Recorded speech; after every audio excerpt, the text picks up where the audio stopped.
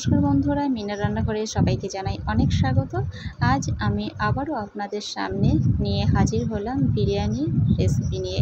এটা একদম সহজ পদ্ধতিতে, যারা কখনো বিরিয়ানি বানাননি তারাও এটা দেখলে বানাতে পারবেন। তো চলুন ঝটপট দেখে নেওয়া যাক।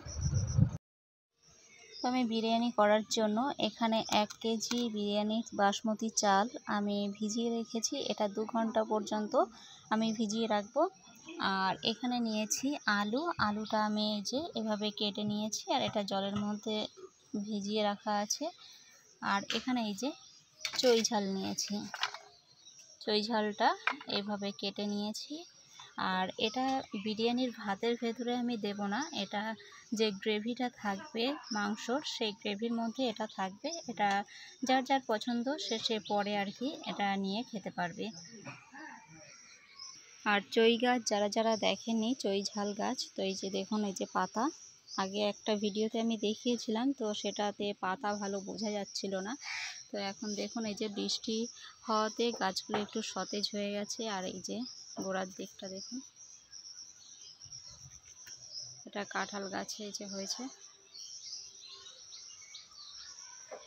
1 কেজি বিরিয়ানি চালের জন্য আমি 2 কেজি চিকেন নিচ্ছি।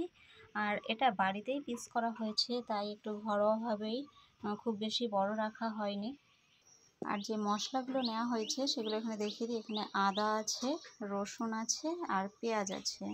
তো এখানে 50 গ্রাম মতো আদা আছে, 50 গ্রাম রসুন আছে, আর পেঁয়াজ আছে। পেঁয়াজ আমি আরও 2টো দেব, সেটা কুচিয়ে দেব। আর এখানে আছে ধনিয়া আর গোলমরিচ আছে। আর এখানে এই যে উষ্ণ গরম জলে আমি শুকনো লঙ্কা ভিজিয়ে রেখেছিলাম। আর আছে গোটা জিরে আর শুকনো লঙ্কাটা আমি আগে থেকেই ভিজিয়ে রেখেছি। তো এবার একটা মিক্সার জার নিয়ে নিয়েছি। এবার সবগুলো এর ভেতরে দিয়ে আমি একটা পেস্ট করে নেব জল দিয়ে। তো পেঁয়াজটাও দিয়ে দিচ্ছি। আর আজকে আমার কাছে টমেটো নেই, আপনারা চাইলে টমেটো এর ভেতরে দিয়ে দিতে পারেন, তাহলে টমেটো দিলেও ভালো সুন্দর একটা গ্রেভির কালারটা ভালো আসে। এবার জল সমেতই আমি এই জিরে আর শুকনো লঙ্কাটা দিয়ে দিলাম। আর দিয়ে দিচ্ছি ধনিয়া, গোটা ধনে আর গোলমরিচ। আর একটু জল লাগবে এতে। আমি পরিমাণ মতো জল দিয়ে এবার ঢাকনাটা বন্ধ করে এটা আমি পেস্ট করব। তো দেখুন মশলাটা আমি পেস্ট করে নিয়েছি। এবার আমি মাংসটা মেখে নেব। ওটার থেকে আর একটু বড় পাত্র নিয়ে নিচ্ছি। আর এরপরে মাংসগুলো আমি এই পাত্রে নিয়ে নিচ্ছি। আর এতে যে এক্সট্রা জল আছে সেটাও ঝরানো যাবে।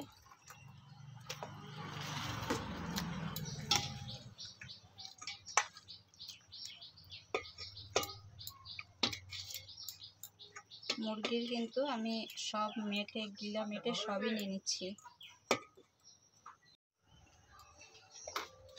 এরপর থেকে আমি পরিমাণ মতো নুন দিয়ে দিয়েছি। আর দিয়ে দেব গোটা তেজপাতা, 4টে তেজপাতা দিয়ে দিলাম। আর আজকের মাংসটা আমি সর্ষের তেলেই করছি, আপনারা চাইলে সাদা তেলেও করতে পারেন। এবার ওপর থেকে আমি একটু ভিনিগার দিয়ে দেব,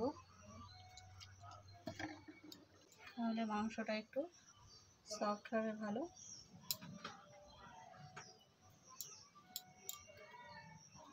তো আমি 1.5 চামচ মতো ভিনিগার দিয়ে দিলাম।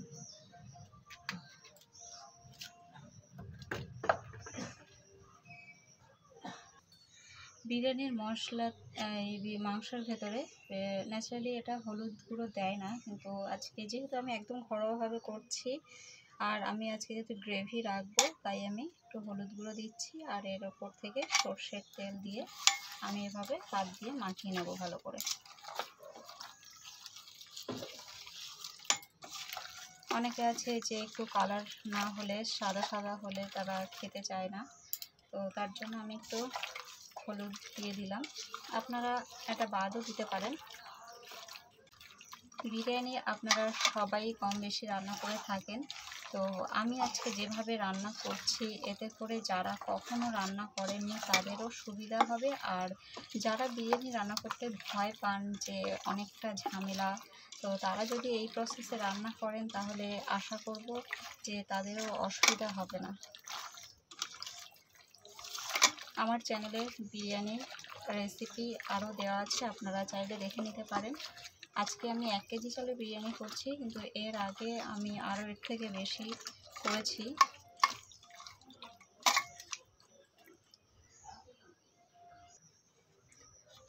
তো এরপর আমি পেস্ট করে রাখা মশলাটা দিয়ে দিচ্ছি। এবার কিন্তু হাত দিয়ে মাখাতে যাবেন না, তাহলে হাত কিন্তু প্রচণ্ড জ্বালা করবে। এবার আমি এটা খুন্তি দিয়ে ভালো করে মেখে নেব। খুন্তি দিয়ে আমি ভালো করে এটা মাখিয়ে নিচ্ছি।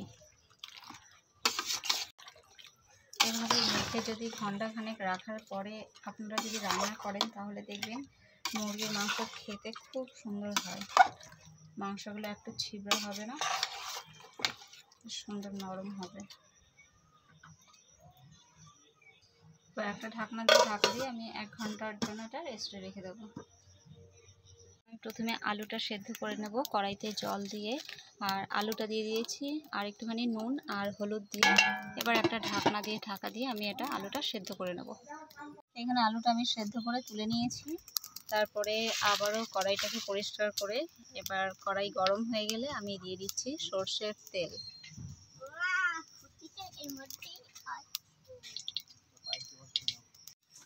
তেলটা গরম হয়ে গেছে, এবার আমি আলুগুলো ভেজে নেব। আলুগুলো কিন্তু আমি 90% সেদ্ধ করেই নিয়েছি।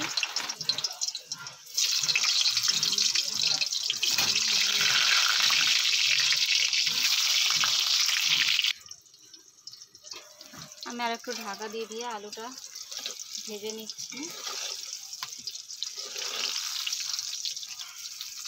আমি কিন্তু মিডিয়াম আঁচে এটা ভাজছি, খুব বেশি জাল আমি এতক্ষণ কিন্তু দিইনি, যাতে এটা ভালো করে সেদ্ধ হয়ে যায়।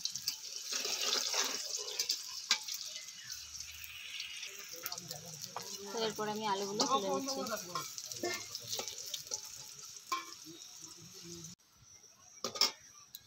আলুগুলো ভেজে আমি তুলে নিলাম। আমি প্রথমে ভাতটা রান্না করে নেব, তার জন্য এখানে হাঁড়িতে জল বসিয়ে দিয়েছি। আর জলটা এবার যতক্ষণ না গরম হচ্ছে ততক্ষণ আমি এটা জাল করব। তো এই জলের মধ্যে আমি যেগুলো দেব, এই যে গোটা তেজপাতা নিয়েছি 5-6টা, আর 6টা এলাচ নিয়েছি, আর এখানে লবঙ্গ আর নিয়েছি, আর দারচিনি। লবঙ্গ আমি 6-7টা মতনই নিয়েছি। আর জলটা গরম হয়ে গেছে, এরপর এই হাঁড়ির ভেতরে দিয়ে দিলাম, আর দিয়ে দিচ্ছি স্বাদ অনুযায়ী নুনটা আপনারা যদি না বুঝতে পারেন যে কতটা দেবেন তাহলে জলটা একটু চেখে দেখতে পারেন, তাহলে আপনাদের সুবিধা হবে। তো এটা দিয়ে সব কিছু দিয়ে একটুখানি ফুটিয়ে নেওয়ার পর আমি আগে থেকে জল ঝরিয়ে রাখার জন্য একটা ছিদ্রযুক্ত পাত্রে রেখেছিলাম চালগুলো।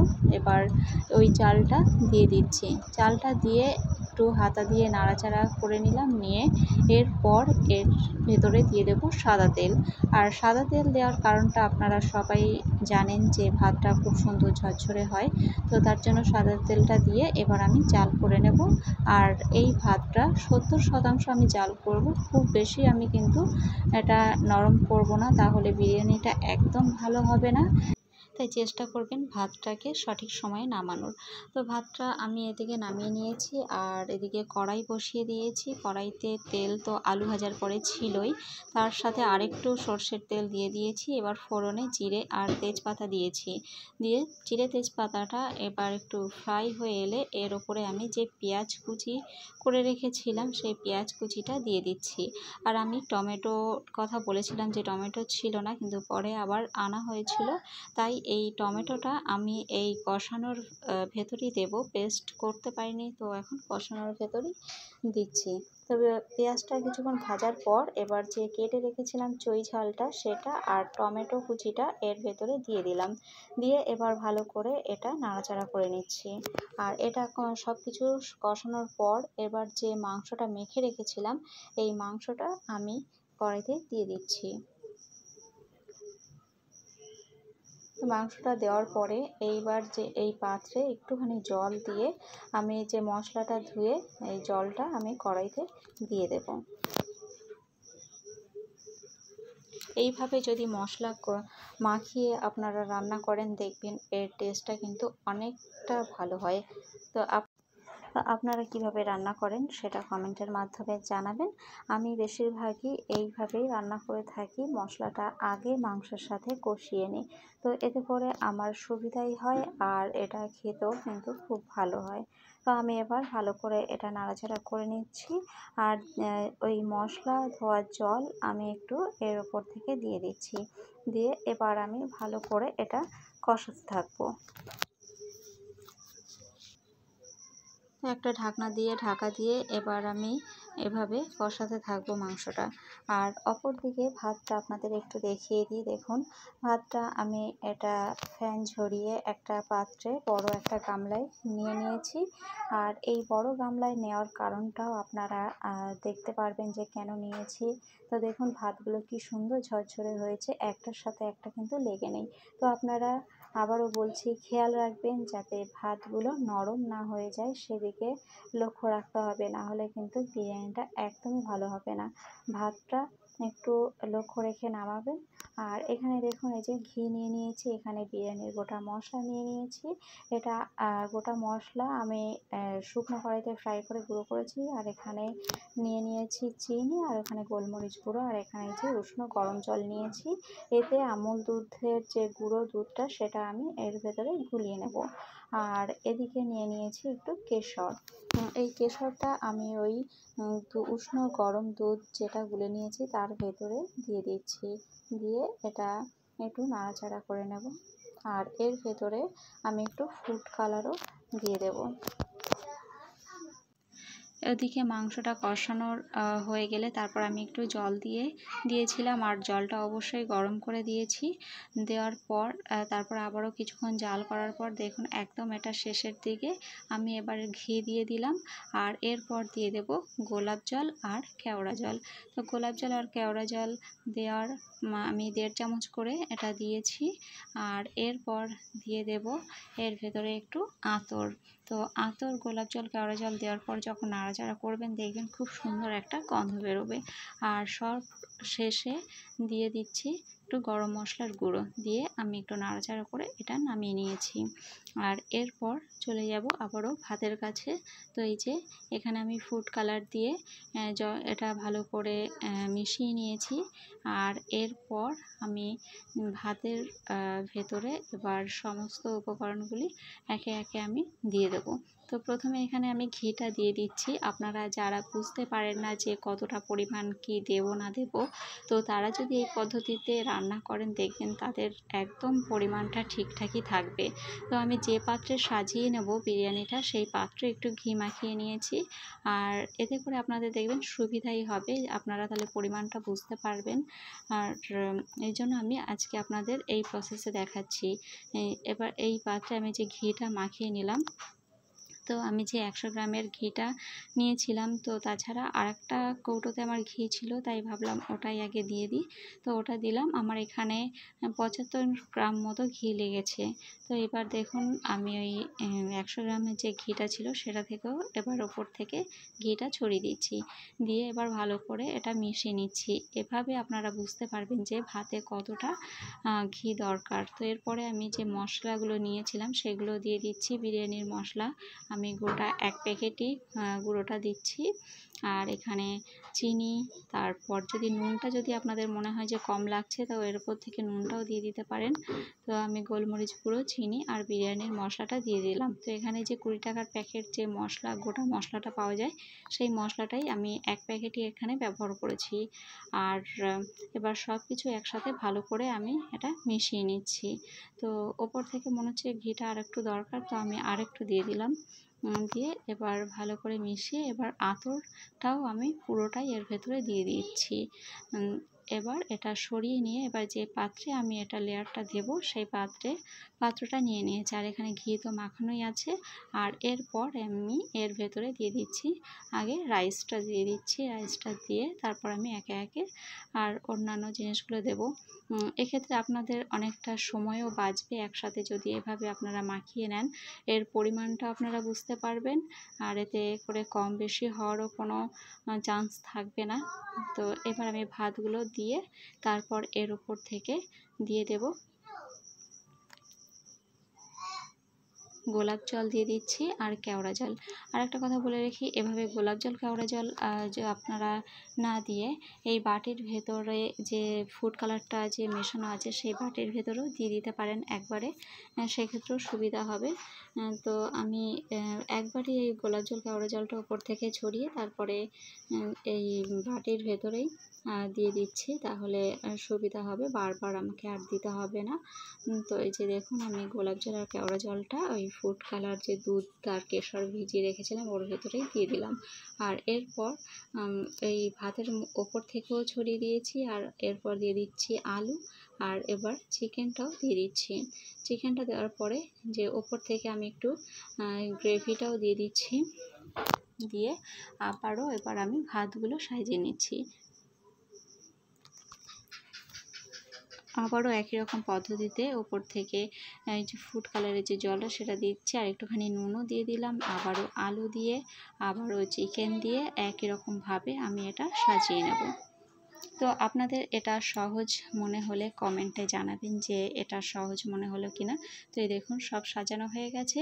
আর এবার আমি ঢাকনা দিয়ে এবার এই যে উনুনে রান্না হয়েছিল, উনুনটা কিন্তু অনেকটাই গরম আছে, তো আমি এই উনুনেই বসিয়ে দিচ্ছি। আর ওপর থেকে একটা নোড়া চাপা দিয়ে এটা আমি আধ ঘন্টা মতো রেখে দেবো।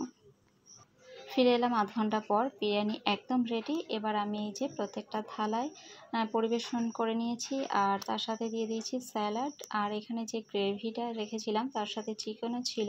সব চিকেনগুলো কিন্তু আমি লেয়ারে দিইনি, আর সেটাই আমি সব থালার সাইডে একটু করে দিয়ে দিয়েছি। তো আপনাদের এই চিকেন বিরিয়ানির পদ্ধতিটা কেমন লাগলো কমেন্টে জানাবেন। আর এইভাবে চিকেন বিরিয়ানি রান্না করলে কিন্তু খুবই ভালো হয়। আমাদের বাড়ির সবাই কিন্তু খুবই প্রশংসা করেছে খেয়ে, আর সত্যি খুব ভালো হয়েছিল খেতে। তো আপনারাও এইভাবে যদি বাড়িতে না বানিয়ে থাকেন তো বাড়িতে বানিয়ে দেখবেন একবার হলেও, আশা করি ভালো হবে। তো আজকের এই রেসিপিটা আপনাদের কেমন লাগলো কমেন্টে জানাবেন। ভালো লাগলে লাইক কমেন্ট শেয়ার করে দেবেন।